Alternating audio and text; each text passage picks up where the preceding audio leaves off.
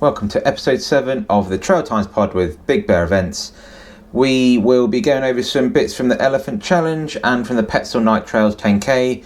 So we'll start with some live clips from those events and I will join you on the other side. We are at the Elephant Challenge at Salcey Forest.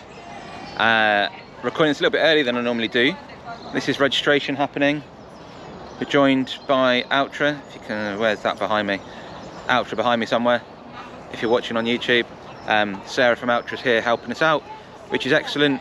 Lots of people have been able to try on all the trainers that they want to do and go and run properly.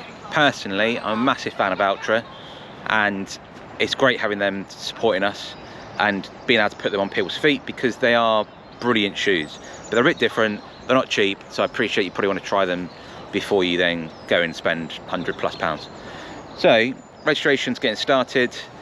Hopefully I'll try and record some bits as people come in and out of the aid station, and if it all goes well I might even do some recording tonight from the 10k event, which obviously when you hear this won't be tonight, can be any time. That's the beauty of podcasts and videos. 3, 2, 1.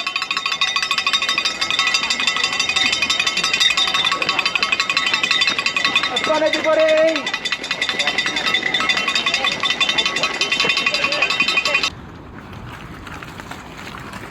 First person just coming round the, I guess this is about 3 miles, 2.5 miles. So you're just coming along now. Always good to see the first few people, because once a first few have come through, you know that they've not got lost. All going all right? Yeah. Good man. It's good. Off he pops. Gonna try and run along a little bit with Barry here, just see how he's getting on. Barry comes to tons of our events, very regular. All right, Barry, I'm gonna run with you. We're gonna see how we get on doing this. How's it going? All right. Do you know how many times you run here before? I think this is my 5th one of these. First trail cast last year. Yeah. Right, I'm gonna pretend that I've got other stuff to do, but I can't keep up. See ya. Yeah, see you later. I can't keep up. You done this before? No. No? Oh, the furthest I've done since 2006 is a 10k, so that's just nearly killed me. Yeah, well done. Oh, well done. Yeah, that's really good. Your first time? Again, we're doing canicross, and again you can see the dog having a little drink at the canicross aid station. They love it. Well done, Ben. Cheers, thank you. 1, 3, 5. Well done, Chris. Well done, Catherine. Well done, Phil. Well done, Jenny. What's the plan for the day? So one more lap. I'm going to get up to 13.1 miles and I'll just walk the rest of it. I'll So- do a break and then walk back. So this is... So I'm trying to do a 2.5 hour long run today as part of my Boston and London Marathon training. Yes. So yeah. hang on, so London's 6 weeks? Ish? Yes, yeah, I think so. No, 7 weeks, and Boston's going to be 6 weeks on Monday. Oh So, God, yeah, because Boston's the week yeah, before. So it's the same week, Monday and then Sunday. So, Okay. madness. So Boston you've been wanting to do for ages, right? Yes, to get my 6-star. So yes, that's the aim, to get there and get the 6-star, then come back, do London and just kind of trot round and have a good day. Yeah. And enjoy it, soak up the crowds and just have fun. Yeah, I have the same conversation with lots of people. London isn't there to be raced. No, it's there to have fun. There to have fun because yeah, soak it up. it's quite difficult to race it anyway. Yeah, it's busy. And if you want to race, go to Abingdon and pay 30 quid Yeah. rather than go to London where it's like the greatest sporting event in the world. Exactly. Yeah. But yeah, it's a good atmosphere, lots of crowds, people keep you going, lots of cheering, and yeah, I love it. Yeah. Right. I'll let you get on. Right. Cheers, Anne-Marie. Cheers, see you later. Bye. Rachel, how are we getting on today? Brilliant. 3 laps in. I'm aiming for a marathon, so what, 4 in a little bit? Yeah, perfect. Yeah. Lovely day. Yeah. The weather, I'm going to get rid of that stick. The weather has actually been a lot better than we thought it was going to be, isn't it? Yeah, stunning. A little bit warm, but I like it. I mean, I've done every event with you this year. And, Okay, nice. And I'm enjoying them. You got some more? Yeah. Good? Yeah, Good. I've got loads. Otherwise we'll stop right now and you can No, I'm get your card out. missing Trail Fest, but I'm at the one after that, the Back challenge, yeah, the night one. and the one after that in rugby. Excellent. So looking forward to doing like a full year with you. Yeah, blimey, yeah, you'll be Yeah. on track for it. It gets a Yeah. bit easier because we've done quite a few between Christmas and Easter. and then I think we're going to about one a month. I mean, this one's one of my favourite routes. Bradgate, Badger, was it? Yeah, Beacon Hill. That is my favourite of all of them so far. But It's tough loads there, of but it's so variety. nice. Yeah, I mean, there's probably, I don't know, more elevation in the car park there than there is on the whole lap here. Yes, but it's 50% walk up, if you like. Yeah, and then yeah. a very nice slow down, and it just keeps me very steady throughout the day, so Yeah. I can get the distance in. 100% Doesn't agree. seem too hard. Well, I describe it as like the most beautiful downhill running you can do. Yeah. Because it's not a particularly tough gradient, but it's just really nice. It was stunning. In fact, all the locations are stunning. I mean, each one has something different, but they're all the same, if you know what I mean. It's friendly. Oh, there's a lot to be said for it. You're doing a Good. great job. Cheers, Rachel. Right. So Rachel only has to do one more lap now. She gets bonus laps. Right. crack Cheers, on. Rachel. I'll let you get on. Thank you. So we're about, I don't know, a third of the way through the Elephant Challenge. Everything's going well. Bit of drama at the beginning with the timing system. Don't know what the problem was, but hopefully I think it's fixed now. We'll see how it goes next time it comes out. Done a few little bits of recording with some people. Hopefully you've either heard that or be hearing that in a minute. Aid station's going well. Outro in the corner, going really well. It's nice to have people here, brands here that I actually really like personally. It means that I don't have to try and sell things that I don't believe in, which is always good. And yeah, event's going well. Got some dogs finishing. Got a lot of dogs still going. Got a few dogs still going. And everything's going well here at Salcey Forest. So hopefully I'll get a few more clips of people as they're finishing and things like that. And there'll be a bit more to listen to. How have you got on today then, Barry? Yeah, not bad. Half marathon done, which was my sort of minimum target. Legs started feeling it after Beacon Hill last week. Yeah. Probably a little bit over ambitious trying to do 2 in 2 weeks. That's just me though. Yeah, well, you like to come to these events. You come to pretty much all of them at the moment, don't you? You've done well this year on getting most of the days that you've got when I'm actually off on my shift pattern. So Right, it works, okay. It works for me. So without getting into your whole life, so I mean, last time I think you finished and then went to work, didn't you? That was writing. I was on a Okay, late shift yeah. to finish, but that's only 20 minutes from where I work, so it's kind of handy. But the events work well because the events work well. There's you work most of the shifts. ones, a lot of the ones this year, you've got days where I'm either off or I can book off. Yeah. And there's another, I think Kingsbury, I've got somebody's done me a swap for, so they're doing my shift, so I'm doing that. But there's only a couple I can't actually make this year so far. Yeah, but it works well having the midweek stuff. Yeah, because to then fit around a it keeps shift my pattern, weekend. It keeps my weekend free for family stuff as well. Yeah. Which kind of. Yeah, helps. well, this what Yeah. I reckon that there's probably half the people here have got that same mentality of I'm here on a Wednesday, so then on a Saturday and Sunday I'm around for wife, husband, kids, whatever, you know, normal things people Weekend do with at my wife weekends. this weekend, so Yeah, so exactly. She's working today. I'm not, so I'll go here and do this. So it's, Perfect. Right. it works well for me. So we'll see you again in Comes Trailfest. I'm doing the 10k because I'm at work that afternoon. There we go. Okay. Perfect. So, yeah, it right, works. we'll see you again soon then. Yeah. Cheers, Barry. Right. Verity's the one who's media savvy. She's always on local radio. Oh, really? Yeah, they're always ringing up for your opinion. I wouldn't get too excited. I'm very opinionated. Right, so you guys have all come from Northbrook, right? You Northbrook, yeah. Coventry. Excellent. So, have you all running these events before? A lot of you. I yeah. have. I've done this one exactly 2 years ago today. Excellent. First time for me though. First time? for me. Yeah. Excellent. So, for the first timers, how do you find it? It's definitely there. It's good, well marked out, beautiful course. Have you done 6-hour events before, like this, or like the lapped events? No, kind of stuff? first time. First time. How did you find that as sort of like a format compared to normal events? Nice to be able to feel you can have a break in between. Yeah, I think Yeah. it takes all the pressure No off. pressure, yeah. You just run at your speed, it's your race, and it takes that race element away from it, Yeah. which is It really did. nice. Yeah. From the Yeah. first lap, it didn't feel like you're pressured. I started at the back because it was more about how far can I go than how quick I can go. Yeah. And I'll be honest, everybody just kind of like went off at their pace because they know they've got to do it for the long haul. Yeah. So it was just a nice non-pressured, Very well kind of organised. event. And it's a beautiful course here. Yeah, it's nice. Yeah. And you don't feel like it's laps because it looks like it changes every time. You know, because you look at it differently. Because it's a long Yeah. lap. It doesn't feel like, you know, you're constantly going round on a loop. Yeah. And apart from like the long straights, most of it sort of broken up quite a bit. Oh, yeah, it is. Yeah. Apart And from the that's, last lap, which was just looking at my feet. and I that's got a good bit same because you after a can while. you can think, right, I'll do this straight, then I'll have a little walk and a drink, and then I'll do the next straight and have a little walk and a drink. So it's really nicely broken up. Yeah. But no, great day, loved it. Cool. Right. Thank you. I'll let you get back to commentary. Thank you. Take care. Fab.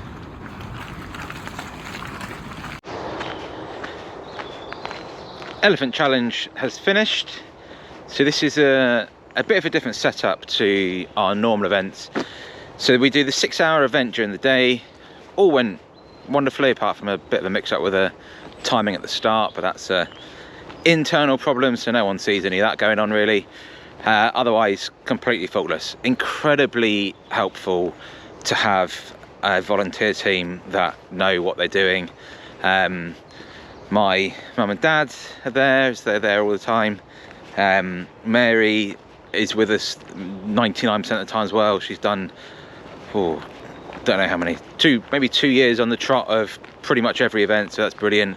And then Elaine and Sammy both volunteered with us before, know what they're doing, happy to give advice and tell people what's going on, and just brilliant. So it means I can float about playing with this and getting on with what I'm doing. So I really enjoy it when I've got a good volunteer team.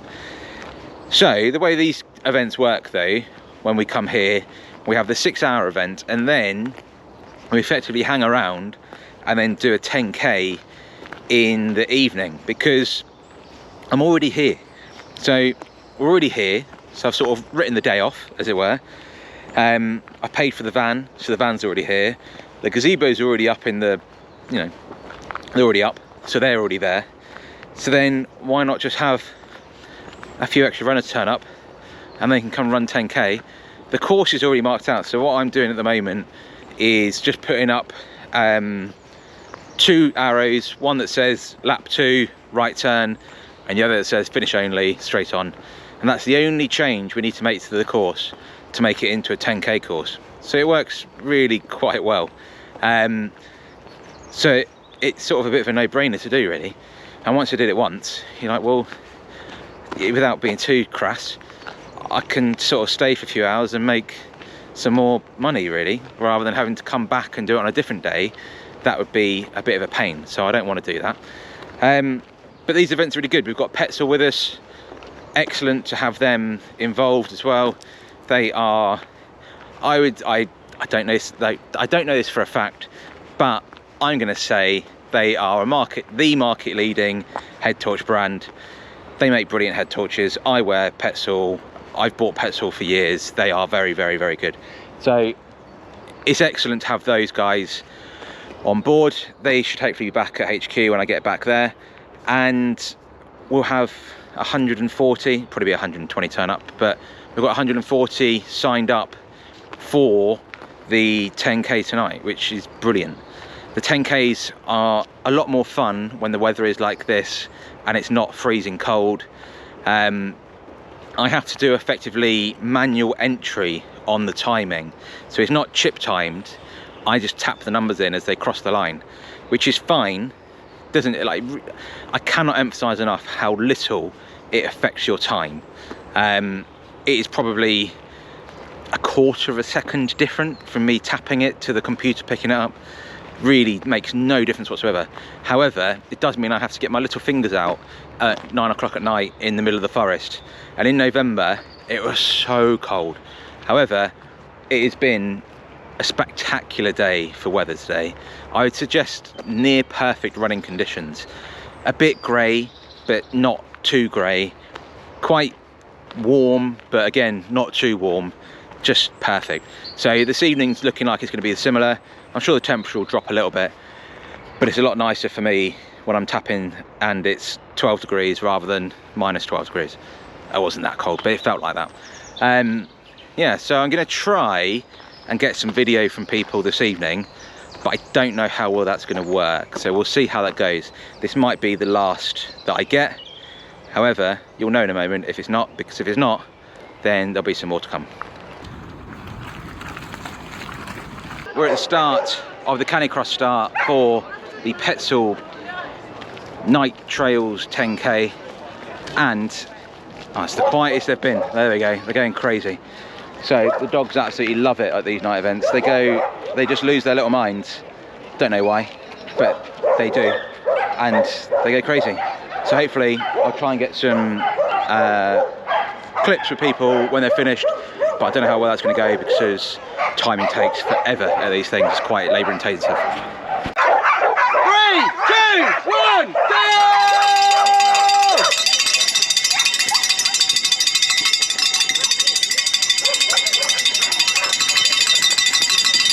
3, 2, 1, go! Have fun, everyone! Those were some clips from the Elephant Challenge and from the Petzl Night Trails 10K. So we heard from Barry, who had tried to run with a little bit on the course, but he ran off while I was holding a big stick, so I struggled with that. So we'll see, we'll try and do some more of those. And also from Barry after the event as well. It's good to chat to him. He's one of the many shift workers that we have that come to our events where it just works really well to have these events during the week, because he doesn't want to spend all weekend doing his running. He likes to do it during the week, and we see Barry a lot. So I think he's been to the majority, probably in the last 2 years. He's not missed many, which has been really good because he sets a nice tone, which is good. And then there was the little clip where, if you're watching, you'll have seen sort of a finish line with nothing happening. If you're listening, it might have just sounded a bit different, but sort of overhearing the runner talking about running further than she's done for 20 years, or nearly 20 years. And it's conversations like that that are just absolute gold, which is why I wanted to include it. I have lots and lots and lots of those conversations with people, and I don't manage to catch many of them on film or on audio. So I was really keen to get that one in there, because it's so common. So many people come to our events who are pushing new distances, haven't run that far for ages, haven't done anything since they're at school or whatever it is, and they just come and they enjoy it. They don't have to sign up for a set distance. They just do what they want to do on the day. No pressure. Come and have fun, and it's lovely. I really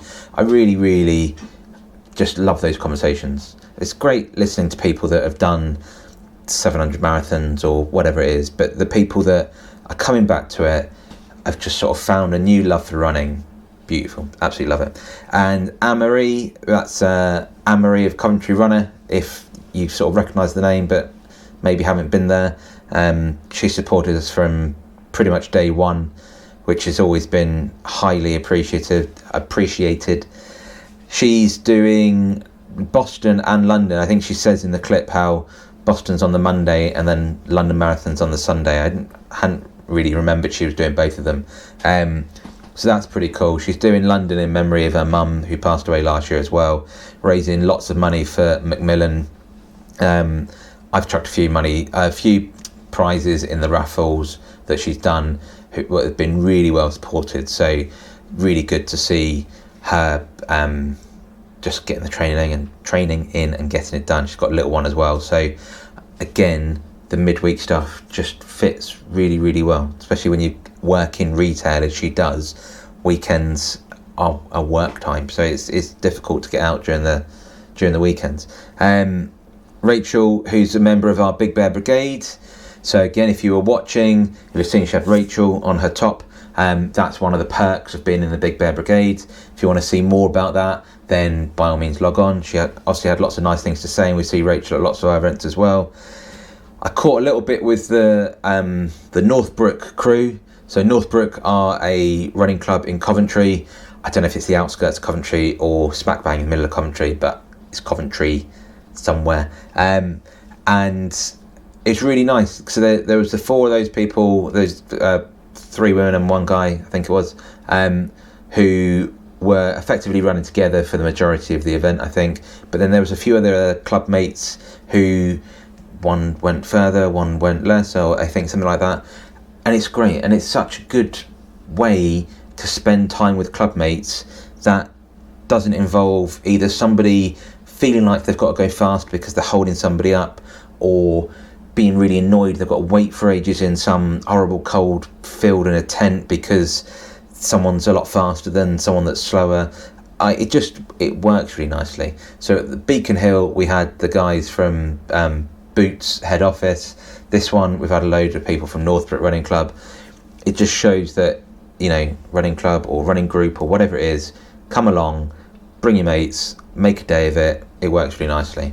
I think having it on a Friday helps because people tend to have more Fridays off, or they're sort of, I think the mentality of taking a Friday and making a long weekend of something, if you work a sort of standard 9-to-5 job, I think that's more appealing than taking a Tuesday off to come and do the same thing. So really, really liked that. And then I rambled for a little bit in between while I went and changed between the daytime and the nighttime. So it might not be obvious to anyone, I guess, but we do the Elephant Challenge during the day on one of our standard 6-hour format events, and then we hang around and we do the 10k in the evening. So we did the Petzl Night Trails 10k in the evening. It makes sense. It makes sort of business sense and common sense because I'm already there. I've hired the van, the gazebos are all up, I've marked the course, I've done all of that. All I've got to do is change 2 arrows and I've turned that 5k course or 3.5 mile course into the 10k course. So there's no effort on that part, and then I can bring in 140 entrants. I think we end up with 110 or something on the night, something like that. So I can then bring all those people in and we're there. Brilliant. It just works. It's one day out for me as well, so it's not another day that I've got to do things. And we've done that for a few years now where we've doubled up. When I first started doing the nighttime events, I hadn't really thought of that, I guess, and so we'd just turn up and do the nighttime event, and it's fine. But when you sort of unload and you spend, I don't know, 45 minutes, an hour setting everything up, and then in 90 minutes you're taking it all back down again, it's really annoying. It's much nicer like with our 6-hour events where we set up in the morning, you've got all day, and then you pack down at the end of the day. It just feels like you're getting more use out of what you're doing. So it's much better to still be there and to do sort of like the double header event. I could do it potentially at every single event that I do everywhere, but then that makes it a lot longer day all the time. So I think the plan is to carry on doing the same format that we've done the last, like, essentially since COVID, where we have one summer 10k after one of the events, and then either 2 or 3 of the nighttime, like in the dark events in the winter. It's just an easier setup because there's very few after work 10Ks in the winter, whereas in the summer, I don't know if it's I don't know if it's like a Midlands thing, it just happens to be where we are, but it seems to be in between sort of 2 or 3 10k-ish series that work after work, that are all sort of club related. And so it's very difficult to find a spot where it doesn't interfere or clash with one of these other events. And if you can go and run in your club event that your club really want you to do, and all your club mates are going to be there, and it costs half the price that mine does, you're probably going to go and do that. However, I think I found a little spot in the calendar it's going to be the 11th of July this year, I think it was the same last year, where there seems to be a little bit of a break between these league events, and also my events those events sort of fill a different niche. So as much as it is really nice to be running with your club mates and earning points for your club and things like that, a lot of people don't want that pressure. They don't want to feel that they have to turn up and they have to run at this speed, because if they get beaten by someone in that club, it's going to lose them points, and so on and so on and so on. And so my events have none of that. As I always say, I don't care how fast you go, no one around you cares how fast you go, you do what you want to do. And so it just works nicely in that regard. So that's the summer one.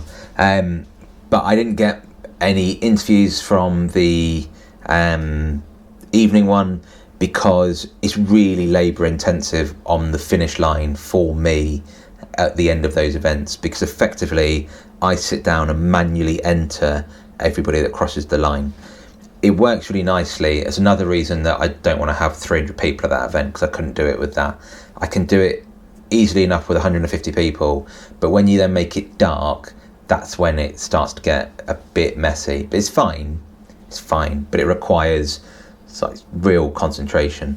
But I did do a few little clips of the start. So the canicross start is always chaotic, brilliant, but chaotic, because the dogs go mad. So whenever we do the dogs during the day, you don't even hear them. They just sort of sit quietly at the beginning and they toddle off. Some of them fly off, but they always sit quietly. I mean, even during the race briefing and things like that, they just sit and everything's fine. But the night time, different story. Always really loud, generally good natured and so on. But it is very different. We'll make some changes to the canicross for next year as well. I'm going to be incredibly explicit that it is a mass start event. So I think some people have not necessarily read everything that I've put online as to how we do our canicross events, which is very similar to how a lot of the events that have a non-canicross event and allow dogs to run, it's very similar to how they do it. But you do get canicross specific events where they sort of set them off one by one. And that's not what I'm going to be able to do with an event the way that I'm doing it. So it just doesn't really work. But for 99% of the dogs, it's not an issue, but for some it seems to be an issue. So I'm just going to be really explicit as to how we're going to do it. But it's brilliant. And this is the third recording that I've had to do of this podcast. Did one at about 5:30 this morning, and then listened back to it and the audio sounded really bad. So I did another one during the day, beautiful sunshine today. I'm recording this on Sunday the 9th. And then I listened back and the audio was only in the left ear, which sounds awful to listen to. So now having another go at 10 o'clock on Sunday night, third go, trying to get this right. But as well as those technical problems, I also wrote down, so what I've started to do, I think I mentioned last time, is I have a tendency of remembering parts of stories, completely forgetting names, and having half stories from events. I'm not very good at remembering all of the story, as is my life.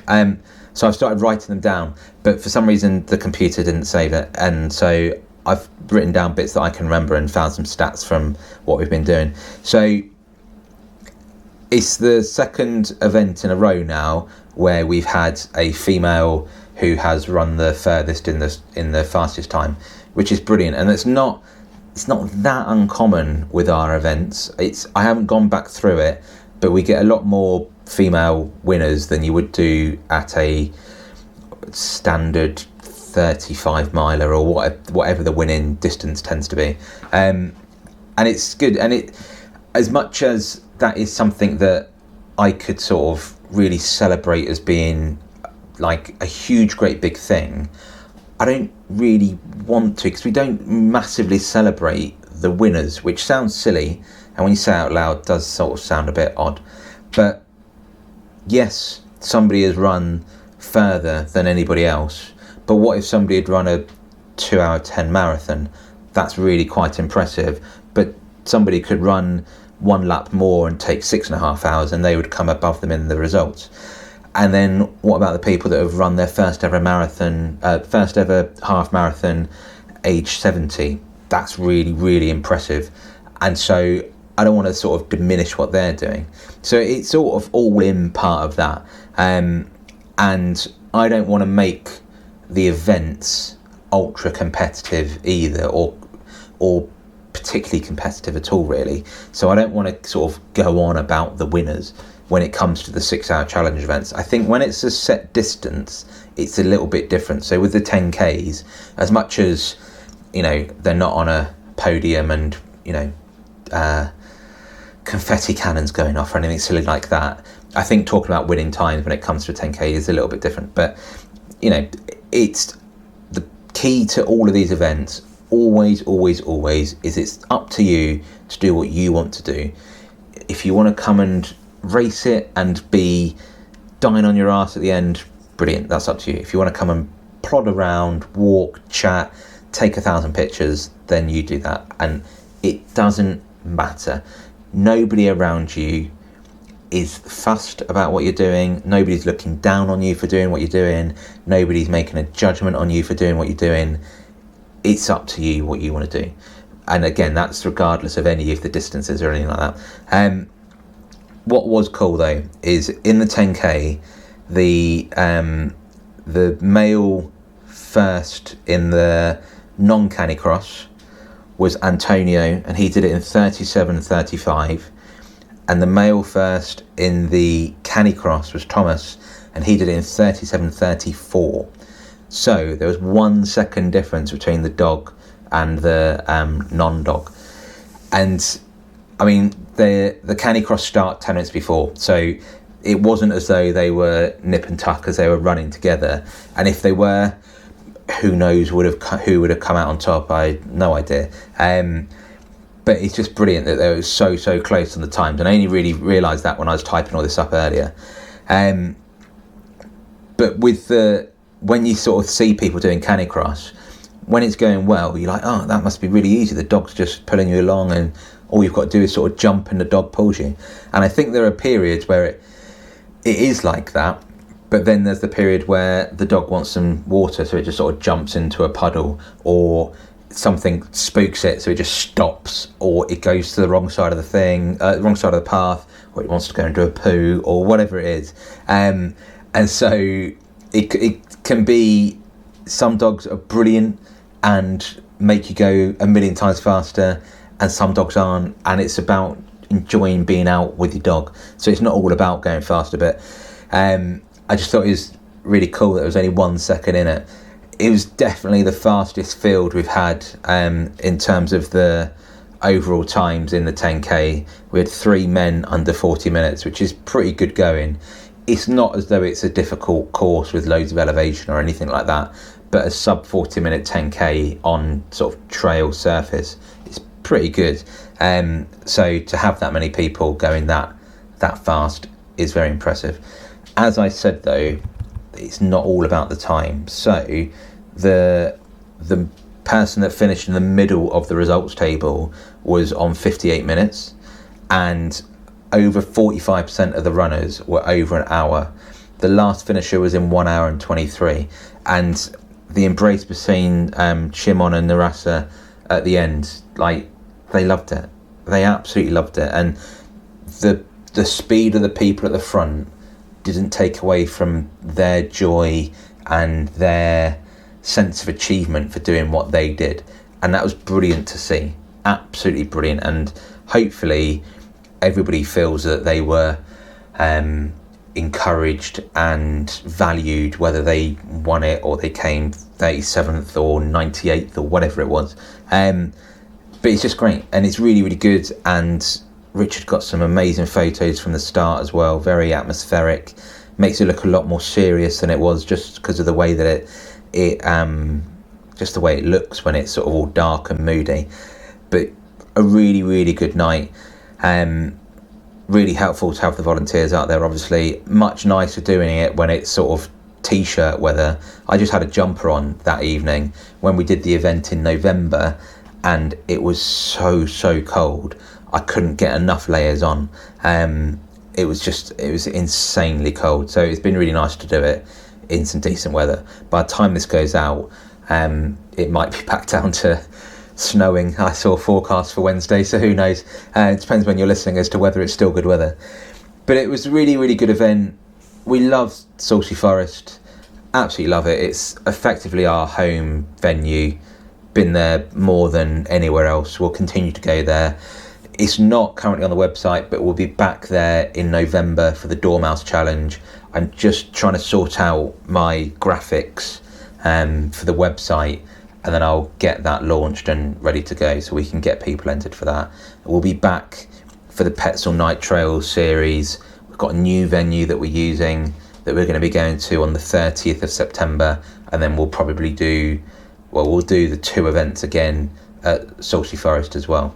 So really looking forward to it. In terms of what we've got coming up, we've got the Trail Fest events happening at Salcey Forest as well. So that is 50k, marathon, half marathon and 10k. So they are brilliant events. Again, same attitude as the challenge events, where it is you do whatever you want to do. If you want to do the 10k and you want to take 8 hours to do it, not a problem. I think the cutoff is something like 10 hours. Effectively, while we're still there, you can still keep going. That's fine. We're going to be there for the 50k, so it's not an issue. It's a really, really good event. It is quite big. It requires quite a lot of help. I need some more help, ideally. So if you're able to volunteer, please let me know, because that would be incredibly handy. But it's a really, really good event. We've loved doing it the last few years, getting those people out, either experienced 50k runners or first time 50k runners who are looking for a big cutoff. The cutoff, I'm going to say from memory, is over 10 hours. I think it's 11 hours. We've not had anybody near that in the past, and we've had some shockers in terms of underfoot conditions. The underfoot conditions at the weekend were better than they were for the event last year. If we get a couple more weeks of dry weather and we don't have massive downpours, it's going to be in perfect condition when it comes to the 6th of April. So have a look out for that. In terms of 6-hour events, our next event is the Bat Challenge back at Beacon Hill Country Park. That's the one where we start at 6 p.m. on a Friday and go all the way through to midnight. Brilliant event. If you've not run trails at night before, come and have a go at that. You get to do a couple of laps in the light, and then hopefully if you time it just right, you'll get up to the top just as the sunset is going all the way over Leicestershire, and then whack the head torch on, run down the hill and do a few laps in the dark as well. It's just beautiful. Of course, you could just come and run one lap in the light and then be home for the one show. So you could do that. You don't have to stay out until it's sort of pitch black. You do whatever you want to do. But it's a great event, and we get great support at Beacon Hill as well, so I'm hoping that's going to be really popular. Got decent entries for it so far, but obviously it's not for 2 months yet, so we've still got a bit of time on that. In terms of what I've got coming up, so like I say, a slight break on the Big Bear stuff. We go heavy between Christmas and Easter because that's when it's marathon season, and so lots of people use our events as training for marathons and big spring events and so on. I'm down with Centurion for 100 Hills this weekend, their 50k event, so I'm sort of co-race directing that a little bit. So that'll be good, so might see some of you there, might record some bits there, but it's a bit different when it's not my event, so I'm conscious to make sure I'm being professional there. But that event's always great fun. If it's dry, even better, because parking 400 cars on the grass wasn't loads of fun in the first year, but that was partly down to my errors on how to sort the car park out. But it was fine last year, but if we get heavy rain, it just adds a layer of complexity that I'm not a massive fan of. But that's just the way it is, and we have never had an issue in the past, so I'm sure we won't have any issues as well. But I'll be down for that, and then it's about planning for Trail Fest and just keeping things ticking along. It's very, very, so in terms of how the business works and things like that, it's amazing how much there is to do even when there's not really any events on. Doing the actual events is nearly more relaxing than just going through day to day, and it's just lots of admin. Like, there's not loads of fun things to do, it's just admin, like setting up race pages, like ordering merch and sorting things out like that and keeping things tight. It's just things that people have in everyday work, but it's just I have to do it. I'm rambling now, so I will speak to you soon, probably after 100 Hills and before Trail Fest. I will get another podcast in there, and hopefully I'll have lots to say. So thanks very much, thanks for getting this far, and I'll speak to you soon.